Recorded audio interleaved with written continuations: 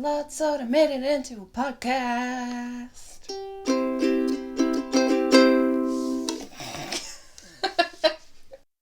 Hello, you're listening to Paul and Annika's podcast where we talk about Whatever we fucking want. I'm Paul. And I'm Annika, and today's topic is weird YouTube niches.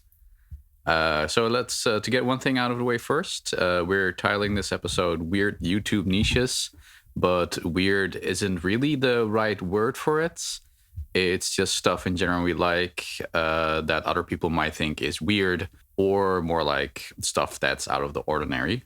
Yeah, I love how whatever you're into, there's a YouTube niche for it. There are the big things like beauty gurus and lifestyle vlog and like vlogging houses nowadays. But then there are loads of super niche things, and you can learn lots and lots from it. And it's just a lot of fun. We'll make like a list of the channels we talk about and other ones, so that you don't have to remember all Exactly. Write it down. Our recommendations will follow. Yes. So there's stuff that we both like, stuff that only you like, or stuff that only I like. Mm-hmm. We're going to start out by stuff that we both like. Yes. Because we were like bonding over it. Yes, that this we is both like a big topic, something we watch a lot before we go to sleep. In the bed, cuddle up and then, next to each other in the bed and put on a nice ear cleaning video on YouTube. Yeah. So what do you like about ear cleaning videos? Yeah, it's so hard to explain because I think people that don't know what we're talking about are like, what the fuck are they talking about? So maybe we should explain. Ear cleaning videos are videos where they go into an ear with the camera. There's lots of like earwax and stuff, and then they use a suction device or some other tools to clean out the earwax. Yes. And you can see it up close, like you're super in the ear. It's very interesting. We've learned a lot about anatomy from it as well, but if you don't know what we're talking about, you're like, who are these fucking freaks? But it's so satisfying because something starts out really dirty. Yes. And then it's so clean and you can see the whole ear, where sometimes you can't even see eardrums. Yeah. And then they clean it out and you can see like this beautiful clean eardrum, and it's shiny and beautiful, and it's like, yeah, that is. I mean, I think that plays into it. It's just a general tendency for humans to we like when things are tidy and cleaned up and just like getting rid of filth. And for me personally, it's also about the vicarious sensation of watching this happening, because I can imagine what it's like to have your ears like plugged up and clogged and not being able to hear. Yeah. And then someone going in there and just cleaning out all that gunk. Yeah. A couple of years ago, I actually thought I might have a clogged ear because I had this itchy sensation in my ear for a while. And I went to see if I had to have my ears cleaned, and I was looking forward to this because I thought it's going to feel so good when they get rid of all that gunk.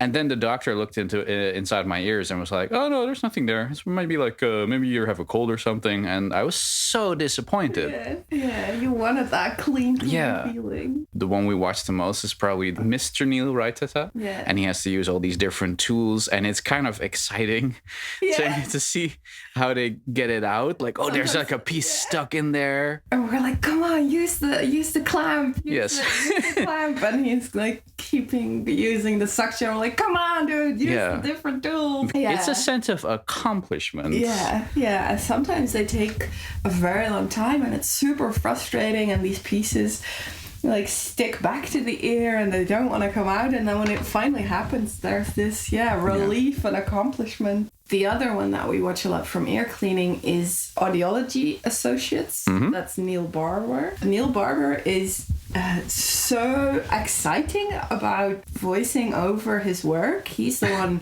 performing the procedure on video, and he's so excited by what he's doing. He feels that same sense of, oh, will I get it? Oh, no, I didn't get it yet. Oh, let's go in with this or that. And he just gets you so hyped to clean out an ear. Yeah, there's a man who is very excited about his job. Yeah, and he talks about all the clients like, oh, this was a lovely lady. Oh, this was a lovely gent. Like, it's just so, I don't know, his whole atmosphere is so happy and excitable. And very infectiously enthusiastic. Yeah, it's real fun to watch him talk about his job. Like, even if you don't like ear cleaning, I think just watching him talk about it might get you excited. Yeah. He's like giddy like a child watching his own work, basically. Yeah. It's real wholesome and fun. Exactly. And along those same lines, there's someone else we watch who very different profession, but who's also very enthusiastic and very excitable. He loves the guy who loves his job, and it's kind of related to it, who goes on YouTube by the name The Hoof GP. Yeah, this is a different niche that we both like. It's like pedicures for cows, basically. Yeah. And all the problems they can have from either being in the farmhouse for too long or for being in the grass for too long. And he videotapes himself using grinders and knives. And yeah, this is one of those professions that I had no idea that this was a thing. Like I never considered that, like, how cows need to have their hoofs trimmed. No. Basically, they do it so that the cows, like, to prevent problems with the walking, and they get abscesses in their feet, and they can go lame from problems with their hooves. Yeah. And sometimes they do preventative stuff, like make sure it's on the right angle and stuff. And sometimes there are problems and he has to fix them. But neither of us grew up around farm life. No.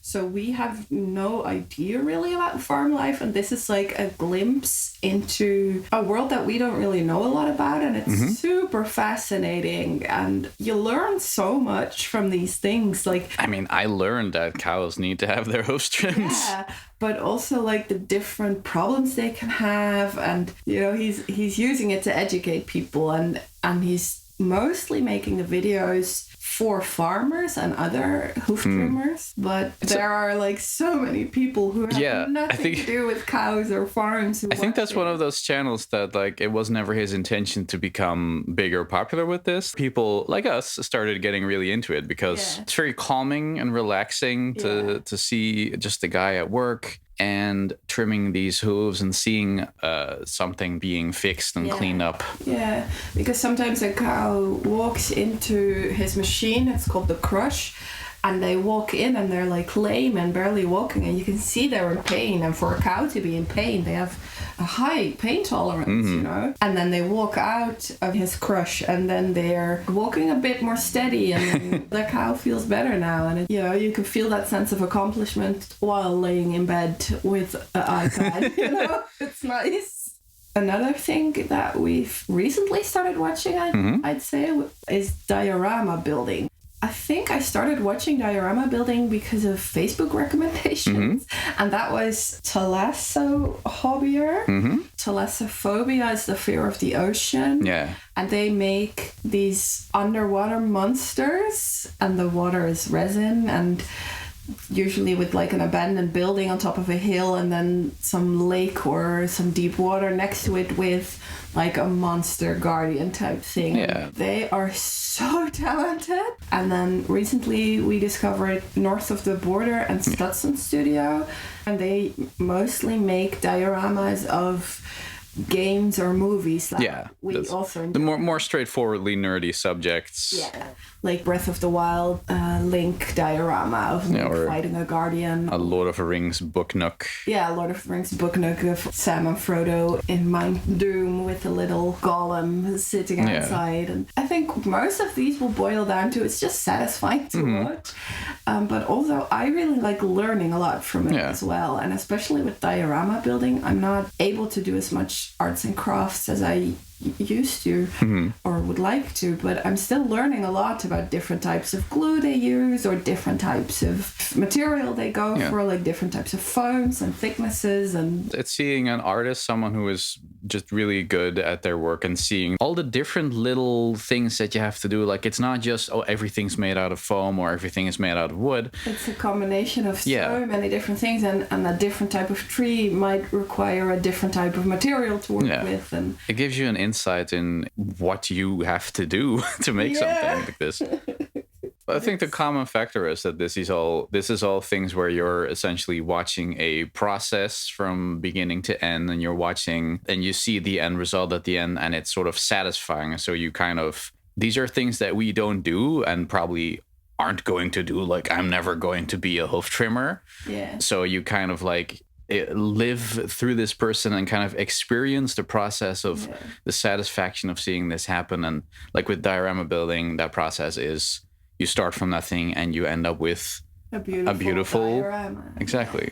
Maybe also building on to the whole idea of living through someone else's accomplishments as a Let's Plays. Yeah. People who play video games and record them and also frequently talk over them, and then you get to watch those videos. Doing or make jokes about what they're doing. That's not exactly an obscure YouTube niche. No, that's a big... massive part of YouTube. Yeah. We both like watching Let's Plays, but we have different games we like to watch, or different channels we like to watch. Why do you watch Let's Plays instead of just playing the game? Well, for me, it's also, I don't have the energy to play a game. Yeah. So I can't play a lot of games that I would like to play. And a Let's Play lets me watch someone else play it, so I can still, again, live vicariously through that person, experience the game, but not have to put my precious little energy into that. Yeah. But there's also just something relaxing about watching somebody play. I also like watching you play, you know? Like in real life, watching you play your game and just seeing the adventure that you go on without having to do it yourself is nice. And it's also just comfy and cozy if you're home alone and you have a Let's Play on. It feels a little like you're with a friend. And I personally don't watch live streams on Twitch and stuff like that, because I can't handle the pressure of, I have to watch it now, because I might not feel well at the time that they're streaming. But I do like watching compilations of streams. Yeah, stream. I can't do streams either, because that's someone's gonna go for 12 hours, and I'm like, for one, I don't have the time, and I don't want to invest that much time into it. Yeah. And I also don't want to only watch 1 hour of a 12-hour stream, because then you're missing out on so much. For me, it's like, I tend to watch people playing games that I would never normally play, but that kind of seem interesting to me. I talked to you a while back about these guys who play Monster Hunter. Yeah. Monster Hunter I tried getting into it, decided it's not for me. It's too many systems. It's too much fiddling around in menus. That's not what I'm interested in. I don't want to spend time on that. But I do think that's really interesting to watch people who do want to spend time on that, who invested, and just seeing these people get good at this kind of thing. I've recently finished Breath of the Wild, the Zelda game. And now I'm super into watching Breath of the Wild speedruns and challenge runs. What is the appeal to you about these? Well, part of it, especially with Breath of the Wild, is I didn't want that game to end, because it's just so beautiful and so good. And I have like 170 hours in the game, and I just didn't want to fight Ganon, you know? I wanted to keep going, but at the end... you can still collect hundreds of Koroks. I know, but my God, 900 Koroks is too many. But now with speedruns, I can kind of keep the magic of the game going in a way. So that's definitely part of it. But now it's also just the skill these people have in this game. Like, I know the game. I'm pretty competent at Breath of the Wild, especially shooting with the bow and arrow. I'm pretty good at that. But then you watch these people and they are so talented. They just have this skill and this speed, and My God, So what could explain to the listener, like what exactly is a speed run and what is a challenge run? Yeah, well, a speed run is basically trying to do a game or a part of a game as fast as is humanly possible. It could be the entire game, that would be 100% speed run, but it also could be little things like doing one type of enemy or collecting all weapons, or or just killing Ganon as fast as possible without doing any of the other side quests. And just going straight for the end boss. And challenge runs are where you just set self-imposed challenges. Thank you, that's the word I was looking for. Recently I watched one where he was doing the game with no weapons. So he couldn't use any weapons. He could only use shields. Yeah. And some sub-bosses called Lionels they're very strong and they're very hard to kill. And I have trouble killing them with all the weapons I could find. And he kills them with just his shield. And there's this creativity in that. There's this thing you showed me where someone used a technique that's called, what's it called? Bouncing that boy? Yeah, bounce that boy. Bullet time bouncing. Bullet time bouncing, which is a thing that it's not something the game tells you what to do, and it's more of a glitch than an actual technique in the game. Yeah. But they have made it into a technique in the game. Yeah. Yeah, there's 2 types of bombs, and if you use those in a certain way, you can bounce yourself all the way into the air, and you have this glider, like a little hang glider type thing that you can deploy and then float somewhere. And you could either use an enemy or use the bombs, and then they launch themselves way up using basically exactly a glitch in the game, and they can travel super far. And that's how they can do these speed runs, is they can go from one side of the map to another really quickly. And it's just fascinating to see how they test the limits of the game and see what you can do beyond those limits of the game. Yeah, it's just, you can play the game a normal way, the way we both played it, but then they have all these creative solutions to do stuff either faster or with challenges. And it's just so fascinating to see how you can use a game in so many ways. I really love the creativity that comes in the speedrunning community. It's much so like fun. It's another thing where it's someone who has invested a lot of time into something that you yourself are not going to invest any time in. Yeah. But it's cool to see someone who has taken all of that time and effort to see how good you can become at playing video games, basically. Yeah. Do you want to say more about speedruns, or? No, I was just going to say, I think that's like a common theme on all these niches that we're talking about and are going to talk about, that it's like a way of seeing a world that you're not a part of yourself. Yeah. But I think we both are people that want to learn as much as possible and want to understand as much as possible. And these YouTube niches allow you a glimpse into this life that isn't your life and won't probably ever be your life, but it does make you realize, that's part of our world, and that's part of our culture or our community. And you get all these hyper-focused looks at things you had no idea. Well, like the hoof cleaning, I had no idea that was a thing and that existed. Exactly. And now I'm very aware of how much skill and effort and knowledge and resources you need to do that. So yeah, exactly.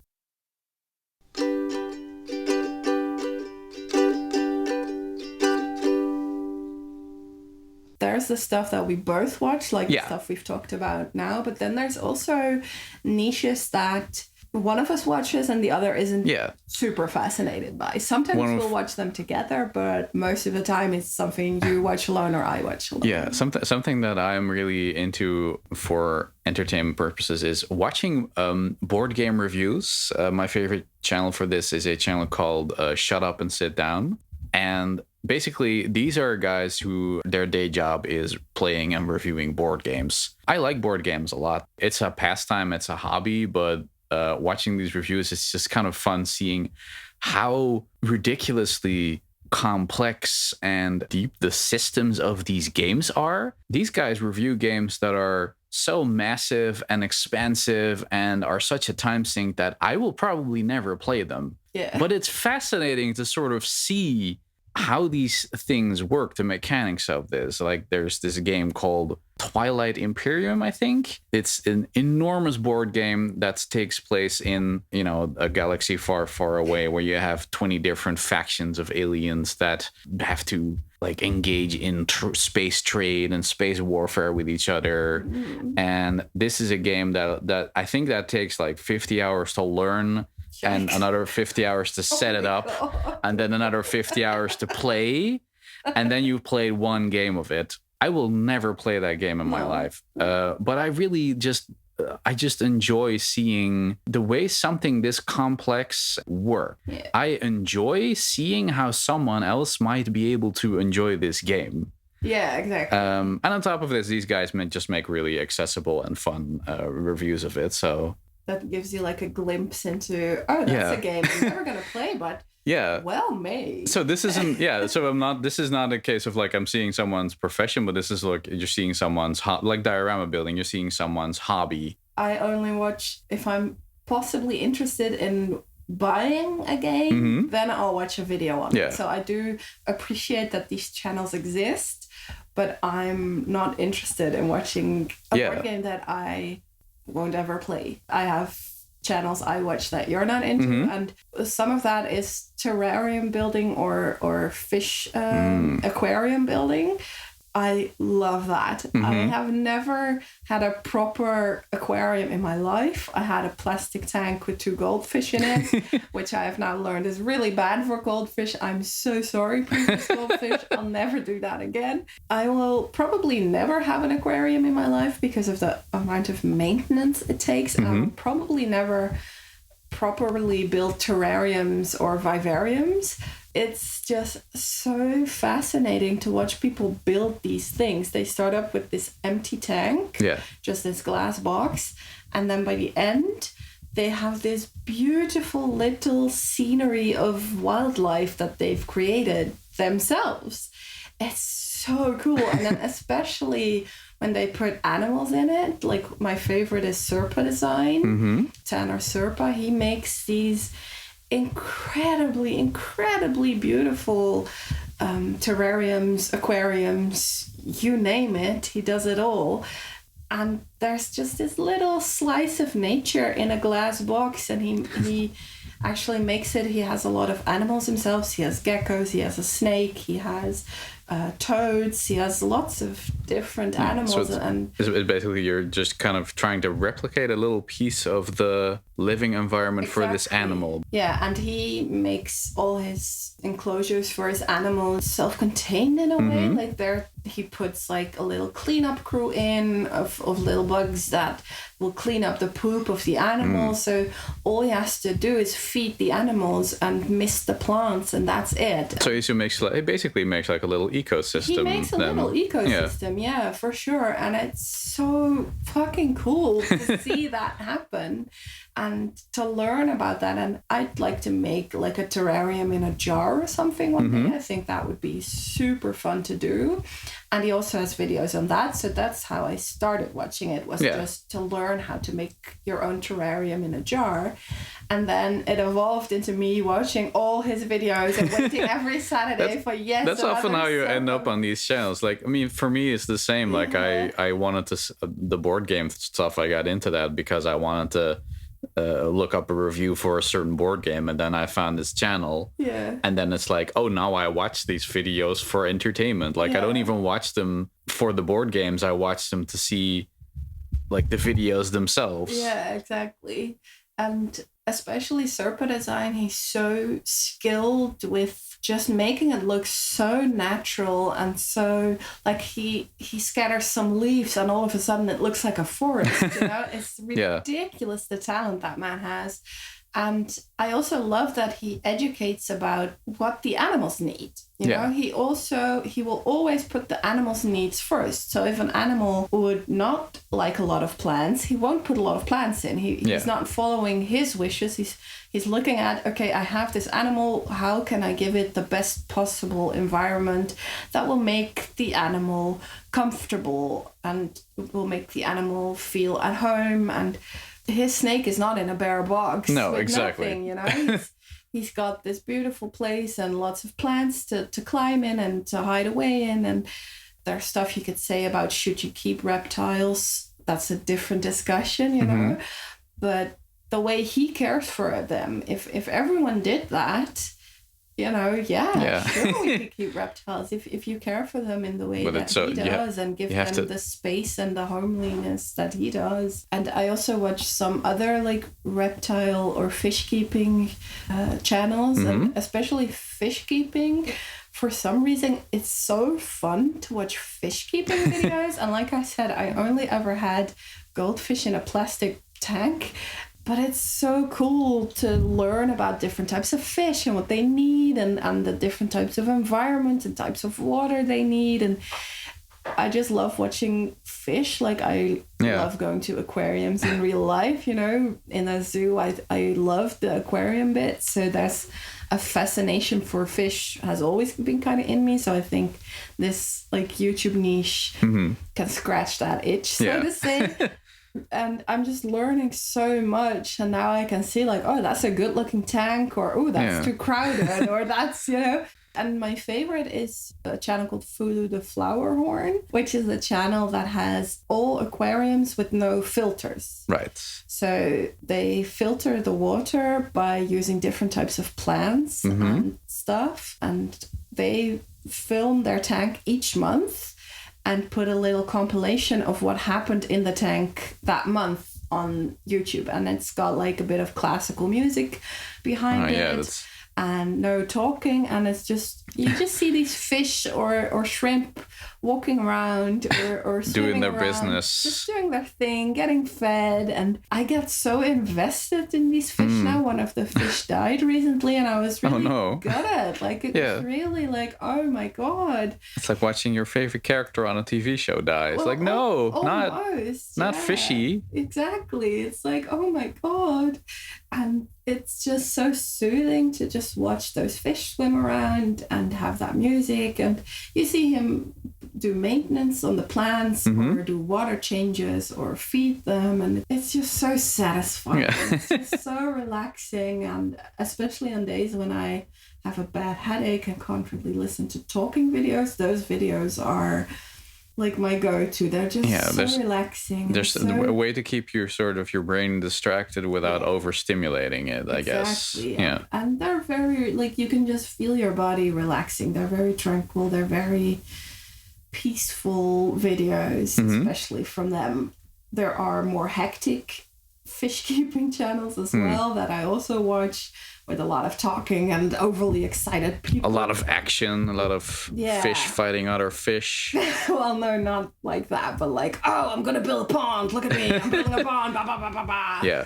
Big machinery. Ooh, tough guy. Yeah. Like, I watch that too, but Through the Flower Horn is my favorite because of how tranquil and how peaceful it is. And I think that's a feeling that's common to get from going to an aquarium and watching just fish float around. Is just that sense of, Yes, peaceful nature. Very relaxing, very calming. And then they're making this happen. They're the ones who make this content for you. Yeah, that's nice. Okay, I think we're done. I mean, we could talk. There's so many different, like, this is a very general subject that we've picked for this podcast. So there's a lot of stuff that we could get into. But I guess the point of it is just there's a wealth of content out there. Yeah. It's all free. It's all on YouTube. Don't click away the ads. The makers need their money. Exactly.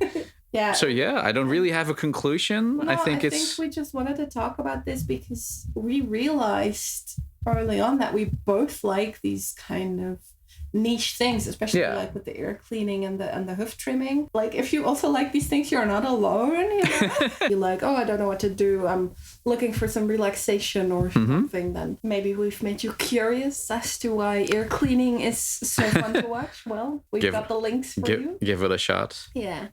And that's it. Yeah. So I was Paul. I was Annika. And this was our podcast.